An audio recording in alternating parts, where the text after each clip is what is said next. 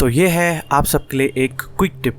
तो जब कभी आपने अपनी लाइब्रेरी या फिर दिस पीसी ओपन करी होगी, जैसे कि मैंने इस समय कर रखी है, हो सकता है आपको यहाँ पे जो लेफ़्ट साइड में हमारे पास एक क्विक एक्सेस टूल बार आती है वो ना आ रही हो, जैसे कि इस समय हमारे यहाँ पे शो नहीं कर रही है। और काफ़ी कोशिश करने के बाद भी और पीसी को रिस्टार्ट करने के बाद भी वो वापस यहाँ पे ना आए। क्या करें, उसको वापस कैसे लेके आएँ? तो उसको लाने का बहुत ही एक सिंपल तरीका है और उसके लिए आपको कुछ नहीं करना, सिर्फ आपको व्यू में जाना है। व्यू पे क्लिक करा मैंने और यहाँ पे आपको एक ऑप्शन दिख रहा होगा नेविगेशन पेन, हमें इस पे क्लिक करना है। सबसे पहले हमारे पास ऑप्शन आ गया नेविगेशन पेन, हमें इसको चेक कर देना है, यानी कि टिक कर देना है, जो कि हो सकता है अपने आप अनचेक हो गया हो। तो मैं इसको जैसे ही चेक करूँगा तो ये लो, आपके सामने हमारी क्विक एक्सेस वाली टूल बार आ चुकी है।